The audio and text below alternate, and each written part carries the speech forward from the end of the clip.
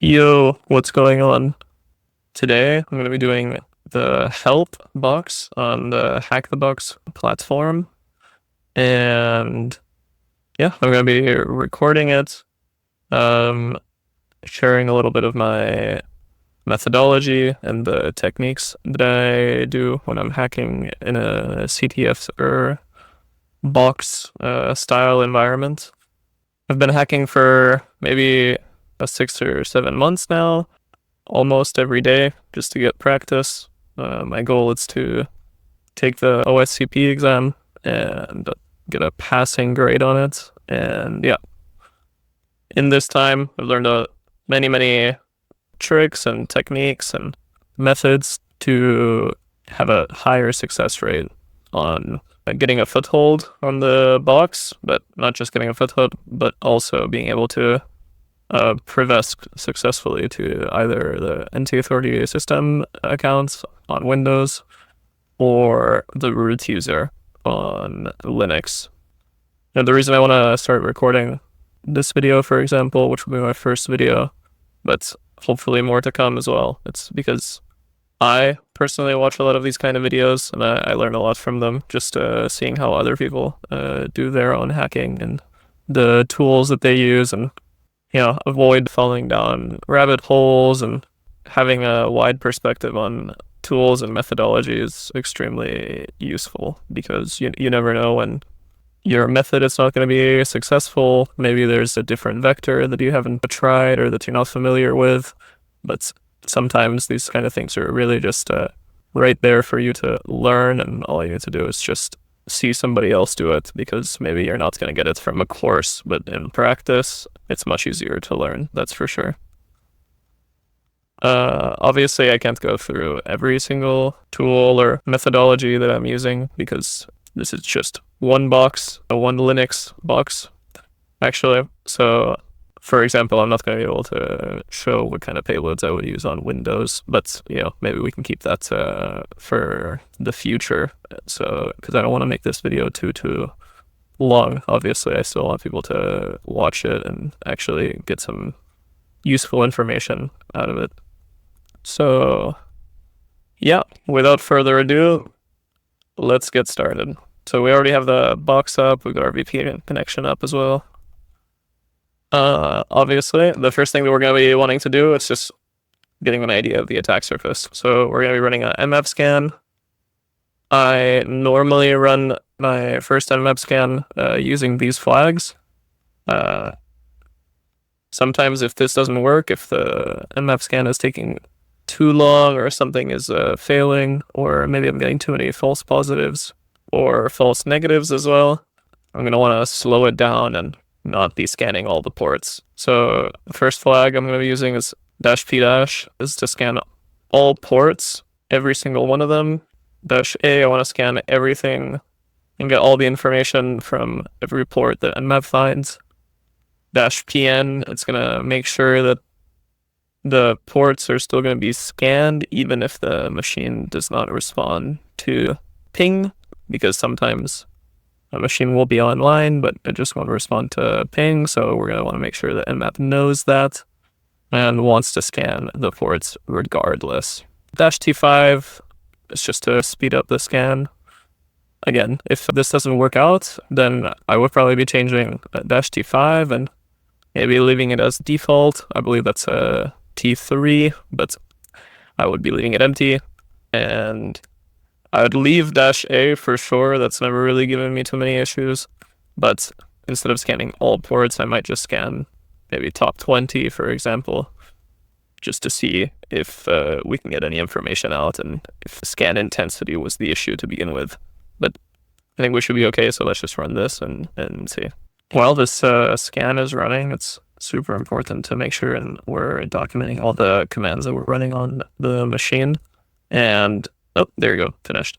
And their output is also important as well, so that we don't have to be running commands several times in order to just read the output again. So if we just copy paste output quickly, when we're running something that's giving us either a step ahead on the machine or some good information as well. This is just good practice to remain quieter on a real engagement and stay undetected, as well as just having all the information available and taking good notes and being able to write a good report if necessary as well. So definitely be taking very good notes while you're doing the machine. So, okay, let's look through the Nmap scan. First of all, it's pretty confident that the OS is Linux. It's even giving a guess as to the kernel version. I would not be blindly trusting any of this. We should always confirm later on as well. But for now, we can assume that the machine is likely Linux. But again, this is not a guarantee at all, and Nmap gives false positives or is not able to guess the OS all the time. So if we're running any payloads, it's good to know that it's likely a Linux machine, but definitely this is not something absolute as well. So we have port 22 open, SSH. I would not be testing this first unless I eventually at some point get some plain text credentials, or at least a username that I can start brute forcing passwords for. Another method would be to just start brute forcing the root user's password right away, but that's likely not going to get you anywhere, especially on a box or a CTF, unless it's a pretty beginner one. I don't think that the solution is going to be to brute force the root user's password. Unless you literally have all the time in the world, then yeah, you can probably try this if you want. But you can also simply just be locking yourself out of the machine if you try that right away. So that's also one of the reasons why it's not good practice.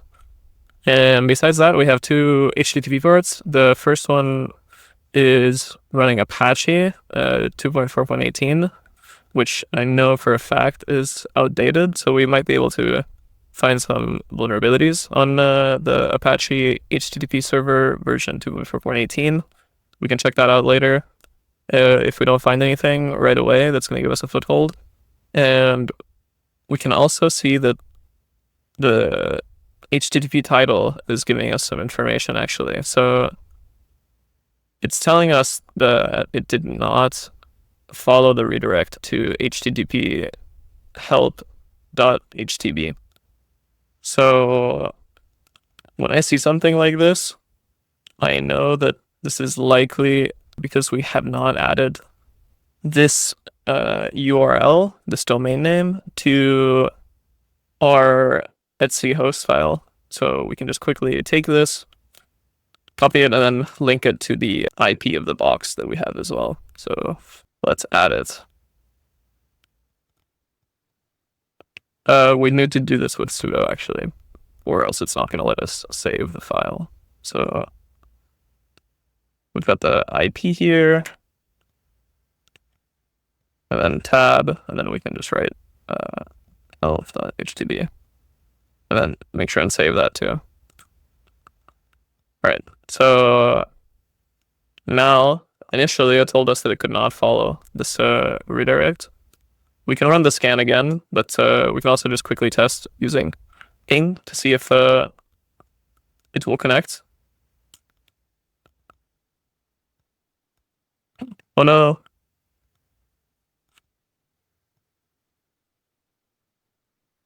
All right, there we go. So it didn't work with the full URL, but now it's working. If you're doubting whether this is actually connecting back to the box, I mean, it is telling us the IP address here, which matches one of the box we know. So we can be fairly confident that now that we added the domain name to our Etsy host file, that we can actually connect to the website. So let's just navigate to this quickly in our web browser, and we can find that this is just a default Apache to Ubuntu page. So there's nothing to see here directly on the root directory, but we're definitely going to be wanting to scan for subdirectories here. So when I'm scanning for subdirectories, I normally use two tools. One of them is GoBuster, and the other one is FeroxBuster. GoBuster is great for scanning for extensions, for instance, but or just normal domain subdomains with a word list, but it does not scan recursively. So you're only going to be able to get a depth of 1, essentially. And that's all right if you're just doing some surface level enumeration, or you know that you're going to find something on the first depth of the web server, but likely you're going to be wanting to enumerate a little bit deeper than that. So again, I just recently started using Feroxbuster, for instance, and it works great. I'm going to be manually blacklisting here the 404 status code because we're not doing a bug bounty or anything like this. So yeah, this just doesn't interest us when it comes to box. And again, here I'm just telling it to follow redirects with the -R. -K, it's actually not necessary. This has to do with ignoring TLS certificates, I believe. And then depth3, it's totally fine. I don't think we're going to need to go deeper than that. We can even lower it to 2 just to begin with. And I normally use the either medium word list if I have a lot of time, or the lowercase medium word list, because normally on the web server, it's not case sensitive. So we're going to be having a lot of duplicate findings sometimes if we're using the normal word list, because it has a lot of variations just on case. So lowercase is going to help make our scan much faster and avoid duplicate findings as well. So interesting. So we're immediately finding, I think, these first ones that are coming up here. I can just stop the scan here, actually. So you see we're getting a lot of 404 status codes here, even though we blacklisted it. So oh, okay, so actually I see that I made a mistake here, and I was whitelisting the 404 status codes like this. But yeah, so let's just remove that and run it again and see what we can find. Right, so I can already see that it found some information, so I'm just going to cut it off here, but you would definitely be wanting to let this finish off and go through the word list all the way. So this one, right off the bat, seems to be associated with maybe perhaps this logo here that's on the Apache default page. Obviously, we already know the root directory. We're on there now. But these 3, like the root directory of support, and then the several subdirectories as well of the /support are interesting, because I do not believe that that's a default with the Apache. So let's see. All right. So immediately this stands out. There's some sort of like help desk, like IT help desk ticketing online solution here. We can see that there is some functionality for articles to be published on here, maybe to teach people stuff inside of the organization. But we see that there's nothing being posted here. And I guess the news might be the same thing, but there's also nothing posted here as well. So for now, we know that there's a submit a ticket functionality. There is a login as well. And that's, oh, there's a search functionality too, but we know that there's nothing posted here because we just can't find anything listed right off the bat. So, all right, so we know that we can submit something here. So the first thing that I'm curious about is I would like to figure out if we can easily identify what software version this is of the help desk Z software.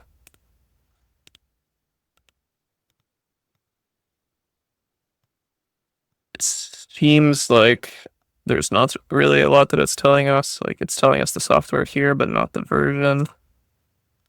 So, okay, so we see that the site is running PHP as well, actually.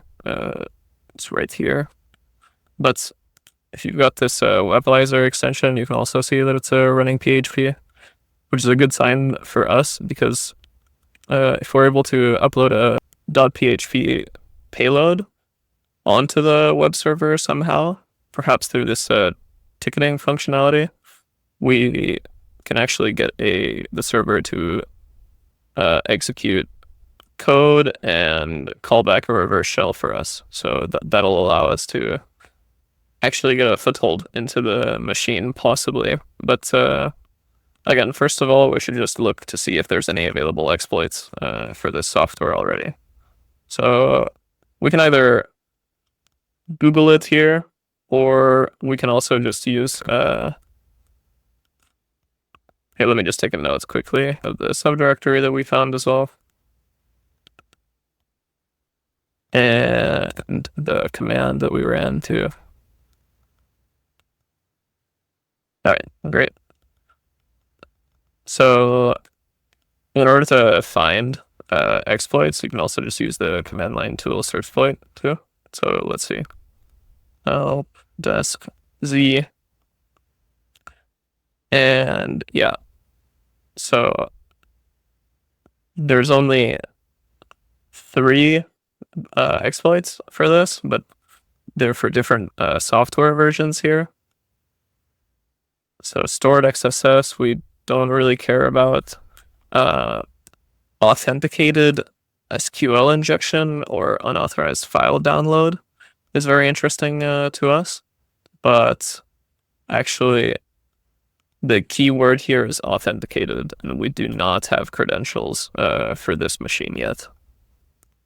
There's also this one, which is arbitrary file upload, which is interesting to us. So let's see what we can do on this vulnerability. So I'm just gonna copy paste, or actually let's download it and see.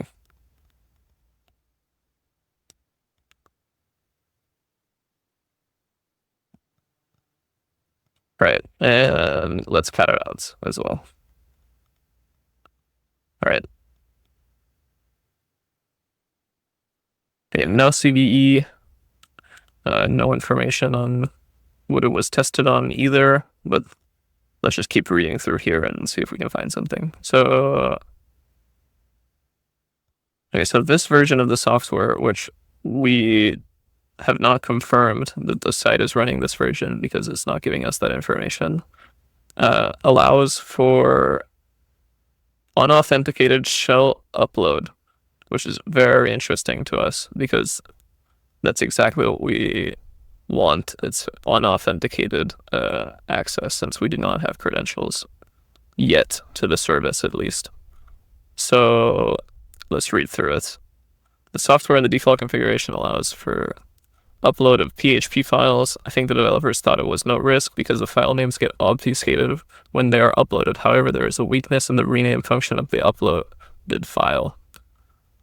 So yeah, so here it's giving us some information actually. So the file name is getting configured based on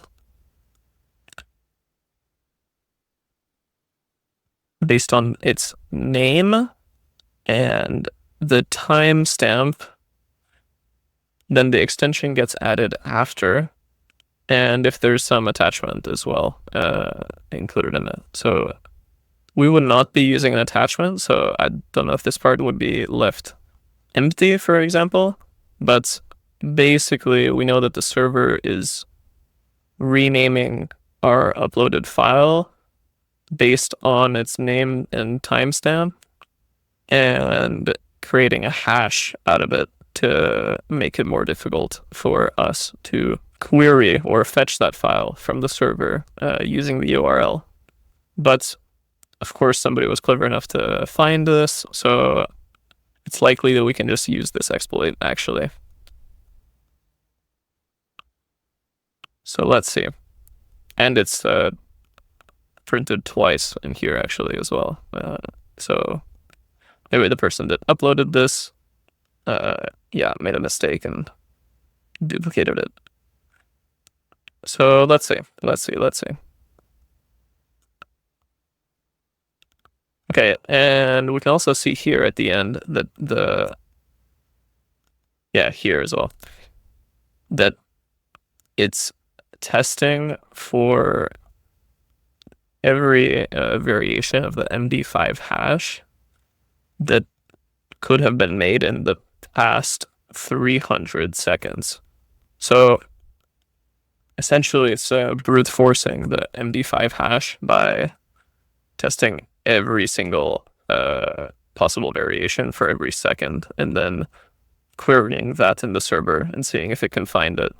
But if it doesn't find it, then it just says, sorry, I did not find anything. So this is interesting to us for several reasons, but we can either modify this value to allow for a greater window for us to be able to get the shell, or we can also hard code MD5 hash in here if we know the exact second that we were able to upload the file. But again, I would probably try first of all to just leave this alone and see if that works for us. So let's see.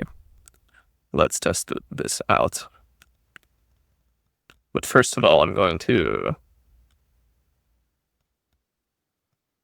modify this a little bit because I want to remove the duplicate here.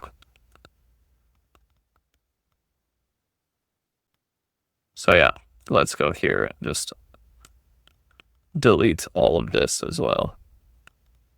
And save. I'll delete this part too. And then save. So I'm curious to see what the usage instructions are here.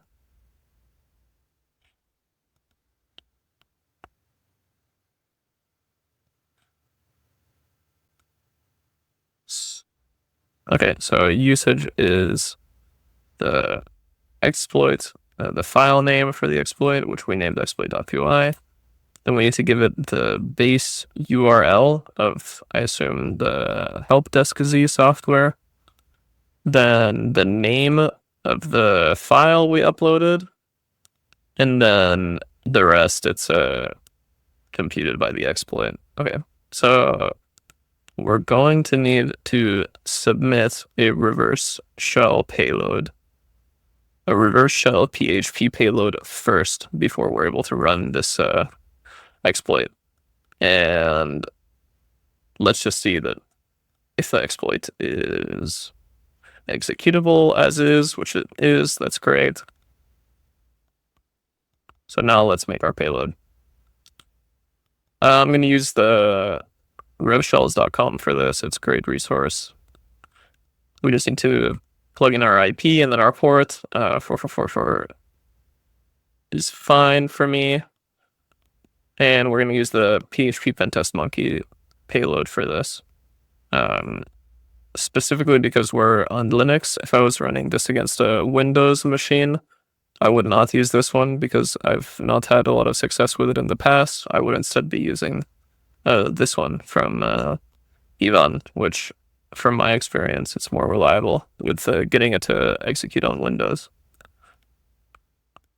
So bin bash is fine, but I think that in this specific payload, it doesn't matter. Oh, it actually does. Okay. But yeah, bin bash is totally fine. Let's use that. So let's go mousepad, and we're going to name it rev.php. Replace this file. I've already done this machine before, but again, you'd be creating this for the first time. Just save it. We can close this, and then let's just check that our IP and port are set correctly, which they are. It matches. All right, great. Now let's also use this tab to start up our listener preemptively.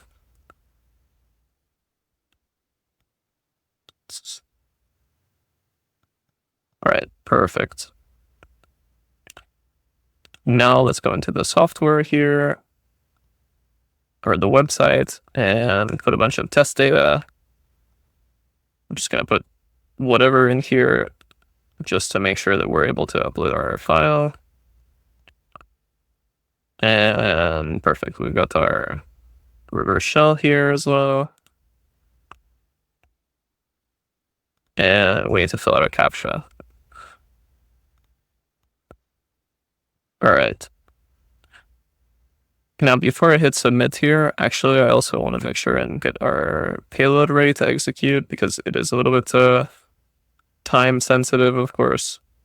So let's see.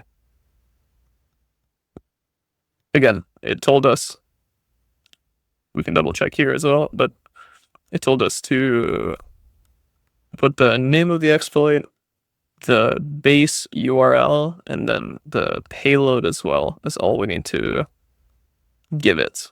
So that's great.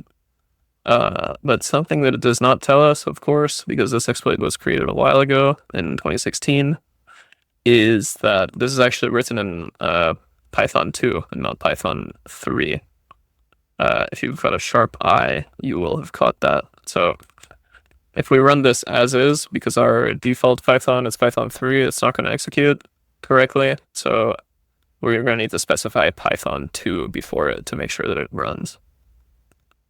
So we got our listener set up, we've got our exploit ready to go.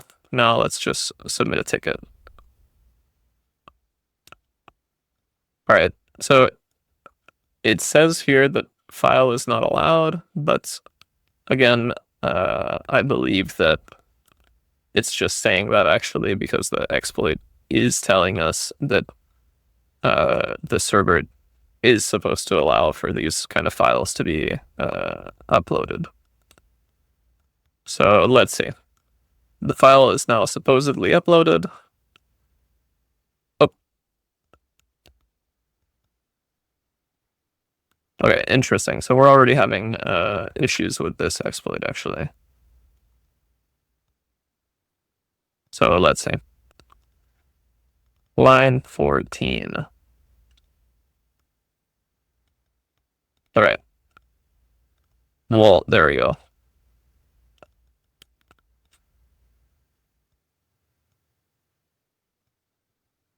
All right. Now that we deleted all the comments that were still there at the beginning, I think that's has to do with the fact that we messed up the formatting by accidentally deleting a double backtick that used to be here, like this, that would comment out those comments that were above, but that's all right. Let's just save that and run it again.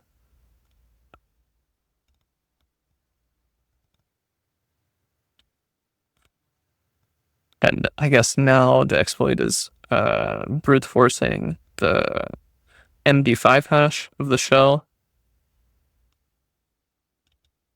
So we need to wait for that, of course. Our listener is also still waiting, so the exploit was not successful quite yet. But let's wait and see how long it can take. Let me also just take a note of the link where we found the exploit.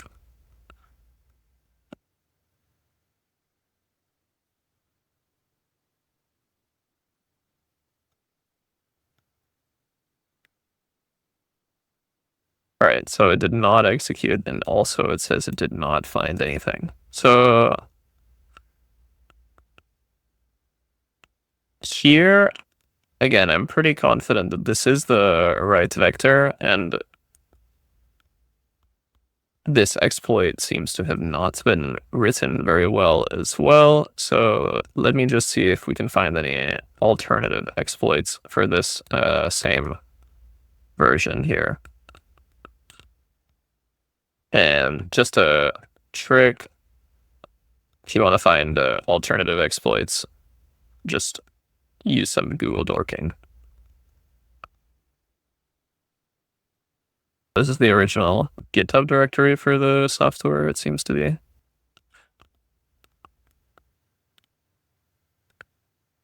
All right, so this is very interesting. This is a modified version of the same exploit that we just used, but specifically for when the server time is different from the attacker's machine.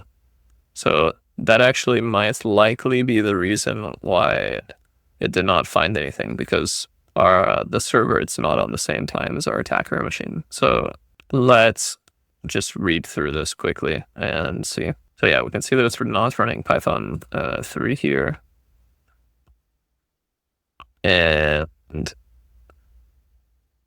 okay, so they're setting here the server time and then the current time, which I guess the previous exploit did not do it by itself. So yeah, let's trust this. Let's just copy paste it. Exploit 2, let's name it.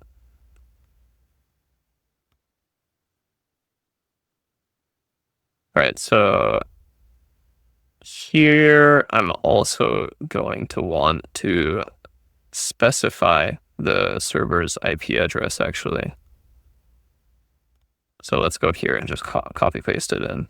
Or no, not the IP address, but because we know that that's not going to redirect, let's do specifically the domain that we set in our host file.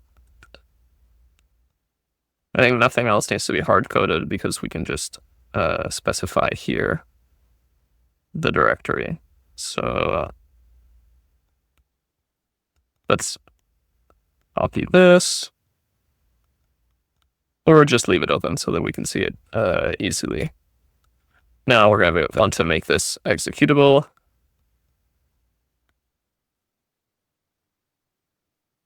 And let's run it and see.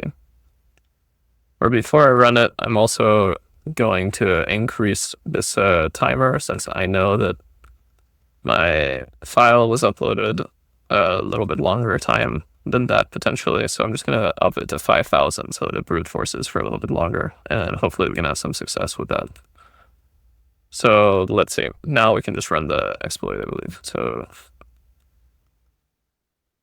one of the differences here is that you need to specify specifically the /upload/tickets directory.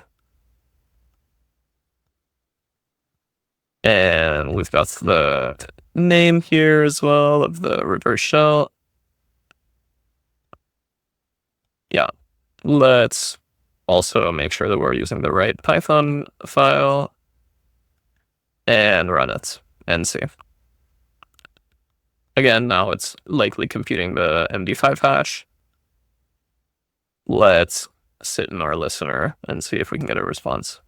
It's possible that this will actually take a while because we upped the count for the range on the timestamp that the MD5 is using. So it's going to go through and generate a broader word list, essentially. All right, and we get a response from our listener. That's great. The first thing that I always do, actually, when I get a shell here, I want to establish a little bit more of an interactive shell. So we're going to go ahead and run the following commands to upgrade it here. All right, great. So now we can just go ahead and do clear. And let's see, where are we? Who are we? What machine are we on? What's our IP? These kind of checks are always very important to do right off the bat when you get a shell, just to make sure that you're in the correct context that you think you are. So also it's a good litmus test for seeing how interactive your shell is, or if you might need to maybe escape some restrictive environment. So we're the user help, on the machine help. We can, yeah, we can see the local loopback address, as well as the 10.10 network. So let's keep going here. So we are not in our home directory, which is interesting. Yeah, there doesn't seem to be anything too unusual in the root directory here, and likely we don't have a lot of privileges as our user to dig too deep here. So let's just go to our home directory to begin our enumeration. So here we are, /home/help. And let's see what we have here. So we've got, from the top, we've got our bash history that gets sent to the oblivion, basically. So even though it says here that there's something in here, there's actually not. They're baiting us. Then we've got some unusual things here, like .forever. That's interesting. I'm not sure what that is. And then we've got /help, which is also interesting, as well as the local user's flag, which is one of our submissions for HackTheBox. So now that we've found the flag, this machine is actually half done. And now we are moving on to our privilege escalation part of the box. So let's just investigate a little bit what's in the help directory. Okay, this seems to be just downloaded GitHub directory. So there's probably nothing in here that's not just publicly available already on GitHub, likely even from the GitHub that we found earlier while we were looking for exploits. Now we're going to move on to our automated scans, as a matter of fact. Let's see if we close our exploit here. Can we still execute commands in our reverse shell? Yes, we can. That's great. I'm going to go ahead and clear the terminal, and we're going to transfer over our linps as well. So I already got it here. And I'm going to use a Python 3 web server to transfer the file over on port 80. I'm going to use wget from the remote machine as well in order to retrieve the file.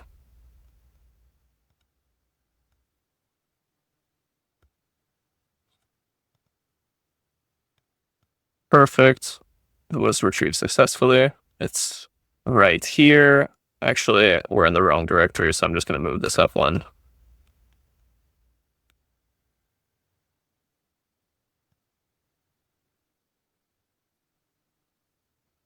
All right, perfect. We've moved it here. So now let's give it the permissions to execute.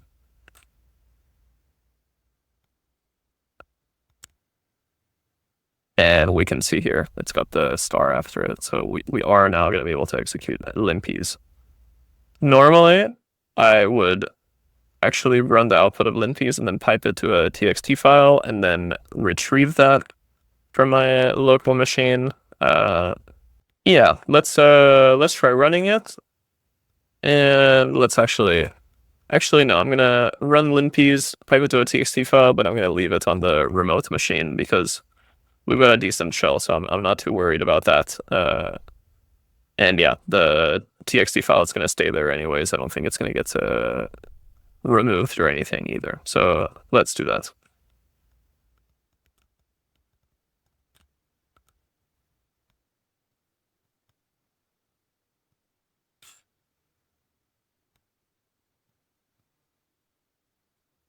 We're going to want to add this last bit in here actually to make sure that the errors are not getting spammed into our terminal and they're just getting obliterated immediately. And by starting like this, it also gives us the freedom to transfer the linps output later on to our Linux machine or our Kali machine rather than just leaving it here. But again, the first step is just to run it and see if we're able to do that successfully. This can take a while, so it's important to just be patient here. All right, so it seems like our shell has actually stalled, so let's go ahead and reconnect to it.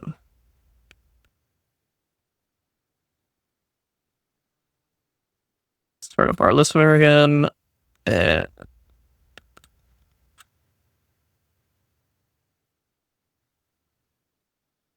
yeah. Oh no, we're in the wrong directory, of course.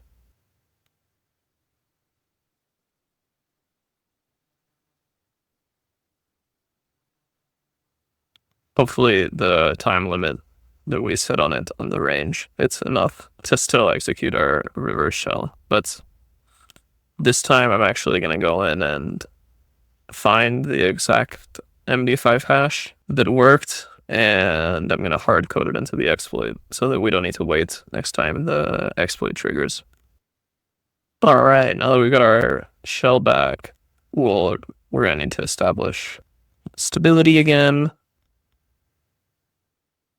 Whenever you have a Linux reverse shell, you should always be using these two commands here, which is upgrading the shell to Python and setting the term environment variable, which is going to let you clear the terminal whenever you want, which is good for just not loading your screen up. So we're in the root directory. We're going to want to cd home again.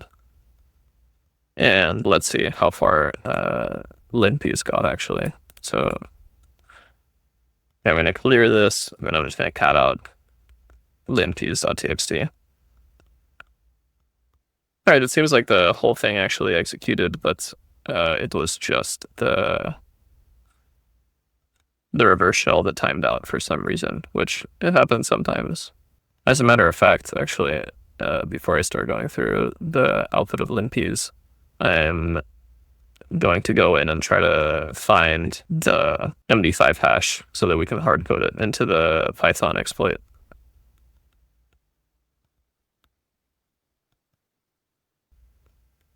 Tidbits. Nice. We can just verify that this is actually our reverse shell that it's placed here actually. Which, yeah, it matches our IP, it matches our port. It's obviously a reverse shell from Pentest Monkey. So again, let's copy paste this and put it straight into the exploits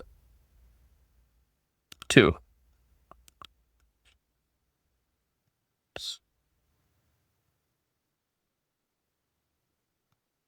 So I can delete all of this now. I can hard code the hash here.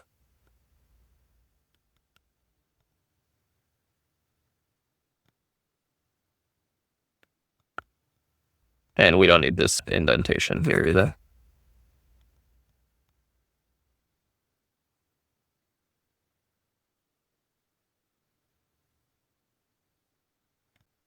Hopefully this works, but we might not even get a chance to test it out.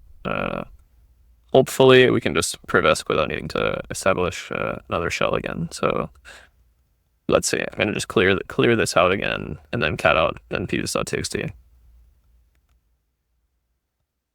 Oh, I need to go back to our home directory as well.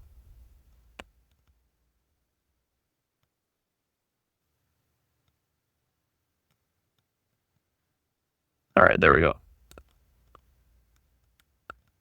Start from the beginning, of course. Okay, we know that we have ping, netcat, bash on here. That's very good. The pseudo version is vulnerable, which is actually a really good sign and possibly a privilege escalation vector. So let's write this down, and I'm going to put it here along with our notes. Okay, so we know that the pseudo version is vulnerable. Let's see.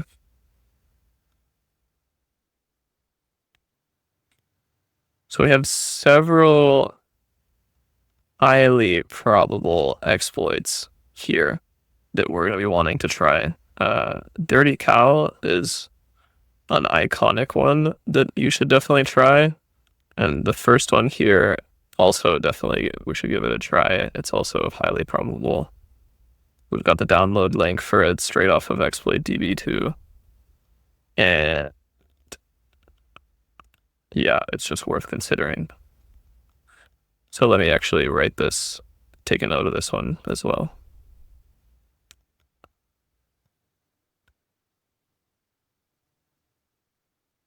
We're going to skip through all the less probable ones because we have much more likely variables, or much more likely prevesc vectors as well. We can check processes, but these seem to be pretty standard. You know, here's our shell upgrade, as well as us running linps. Some other commands that are running under our user, which is not going to help us to Privesk, of course. All right, let's see what more we can find. Apache 2 process, that's true. We can see a cron tab entry here, but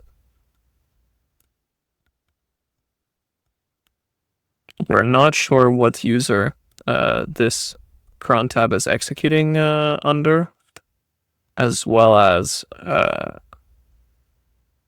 we're not really sure if we're able to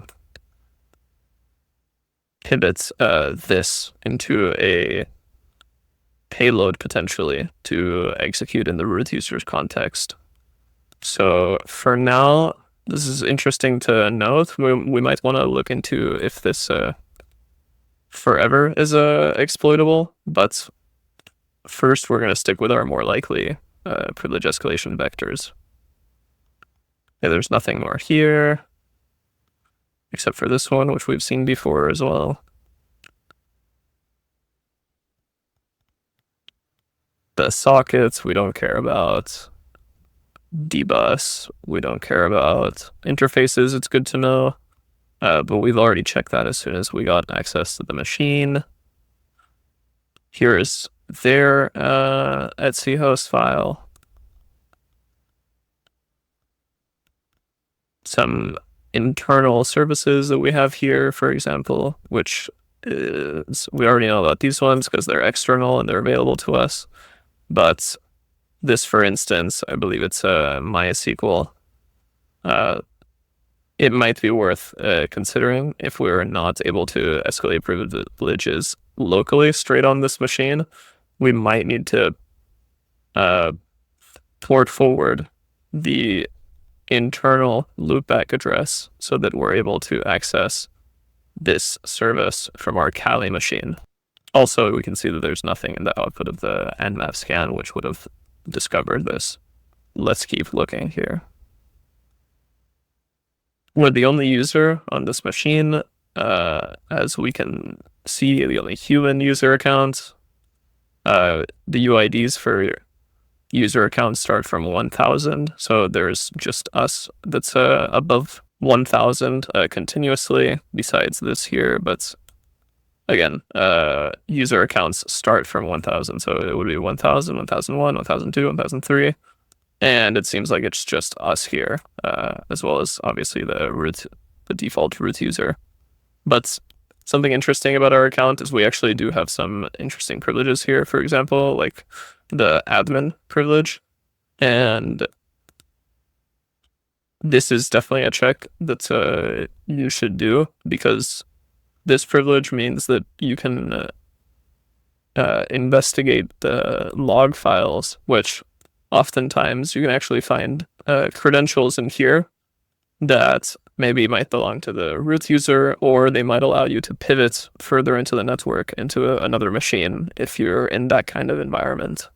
Like an Active Directory, for instance, you might find credentials on a web server to some elevated user that it's going to allow you to pivot further into the network. It's good to know what technologies we have, or what tools we have available, like GCC, in case we need to compile any C code, as well as make. That's very useful to us for potentially using some of the exploits that we found earlier for the kernel. We already knew that there was a site here. This is just some default configurations that I see here. There's nothing too interesting. This error.log might be interesting again to check out, because there might be some credentials in these kind of files.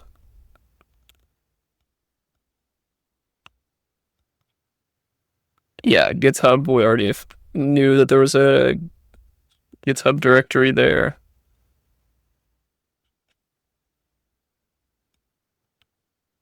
Some log files, again, that are worth considering.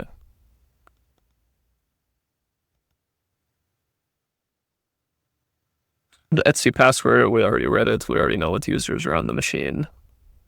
Permits root login on port 22. That's very interesting to us as well. We might find credentials for a root user, and then we're able to use these over SSH to log into the machine.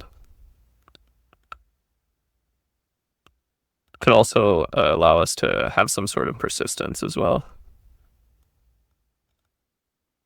All right, so SUID is always a very good privilege escalation vector to check out too. We already do know that the sudo version is potentially vulnerable, and we're going to be wanting to be checking this. We saw it at the top, so we can confirm that this is true. And let's see, NTFS seems to be another privilege escalation vector. So I'm actually going to copy this one down. This one is also very interesting here because this is not default as far as I know.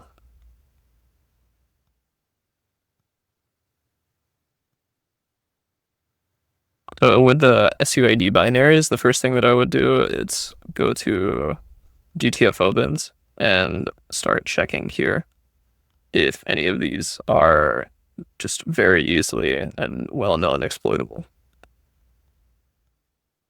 All right, so NTFS, I couldn't find anything, and then let's see, snail, no, nothing comes up. Snail, no. Priv, sep, nothing comes up either. Okay, so some interesting capabilities that might be necessary in order to do some exploits. They're good to know, but we don't really need to look too much into that.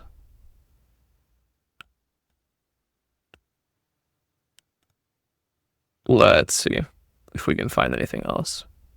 There's the bash history file, but we already know that that's getting obliterated, so there's going to be nothing inside of that.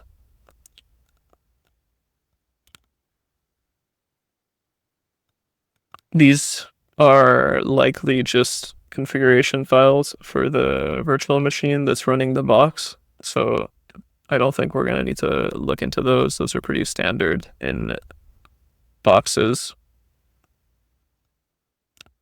Yeah, again, more log error files. Mail applications, these might be worth considering if we find some credentials for any mail ports that are open, but we already know that there's actually no SMTP or anything open on the Nmap scan here, so it's not going to be worth considering. Yeah, gshadow.back. This is interesting too, but again, we're not going to have access actually to even opening this file unless we're already the root user. So a bunch of backups, but these also seem to be default. Yeah, this seems to be related to some application.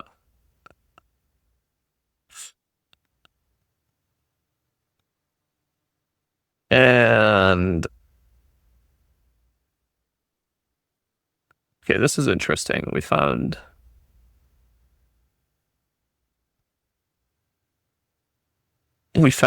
a set of credentials here, potentially. This is worth catting out and seeing if we can find anything else. Let me just take a note of that, and then we'll just quickly go through here. Okay, these are also seem like default files. All right, I think this is all just potentially traffic from linpies. All right, let's see. Let's just cat out this file real quick and see if it's true that there are actually credentials in here. So this seems to be the credentials for the MySQL user, or just access to a database on here for the root user. This is definitely interesting and possibly a privilege escalation vector, but in order to exploit this, we're going to have to use something like Legolo NG to port forward the local loopback address on the machine so that we can access it from Kali. which is definitely something that you should learn how to do or be able to do if you plan on taking any sort of more advanced exams like the OSCP, for instance. This is definitely a very common vector, but again, I'm just going to take a note of this. It might be interesting, but I believe that there are some easier ways to prevent on the machine just by abusing the vulnerable kernel. So now that we've looked through the output of linps, let's just move on to attempting some privilege escalation. So I'm going to go straight for the kernel exploits because these tend to be the quickest to test and easiest to abuse as well. Let me go to the download URL. All right, there we go. So I copied over the C file directly, but actually I do just want to see the exploit as well. Let's just open it up here and move it to our working directory.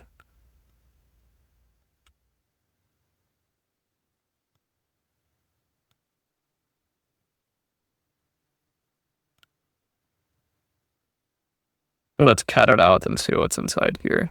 Maybe we can get some usage instructions on it.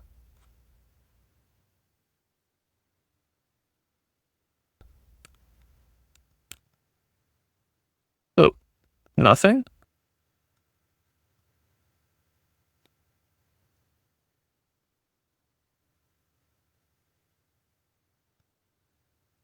Is this the same one? No. Is this the same one? Yes. Perfect. Let's see. So does our kernel match here? Let's read through linps again. And does our version match as well? We're going to want to manually confirm these kind of things. Okay, so 4.4.116 generic does match the exploit here. And Ubuntu 16.0 as well. Let's see. Okay, 16.04. So confirmed, this is likely vulnerable. Let's move on to exploitation.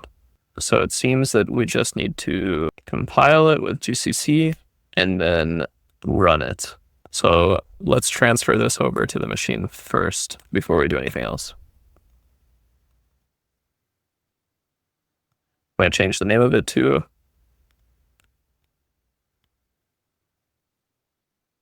exploit.c. Then let's do a Python web server to transfer the file over. And we can use wget here.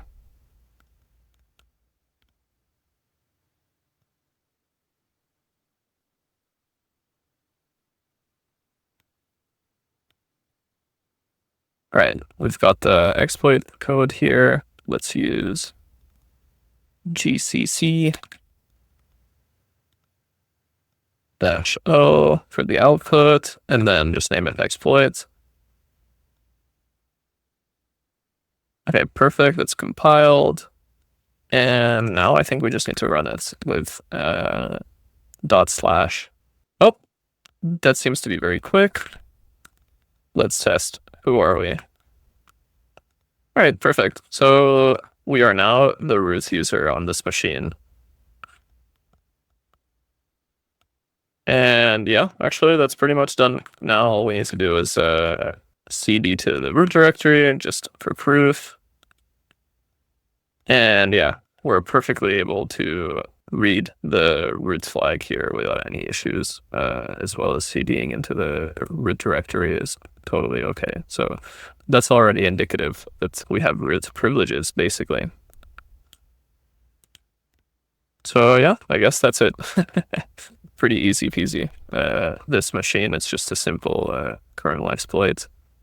But again, the important part, it's not so much just exploiting the machine and getting everything correctly. Of course, that's ultimately the goal, but it's also important to go through the output of linps, for instance, just to make sure that you're really understanding what all the vectors available to you are, for instance, because just because we chose this one does not mean by any means that this is the only way to exploit this machine.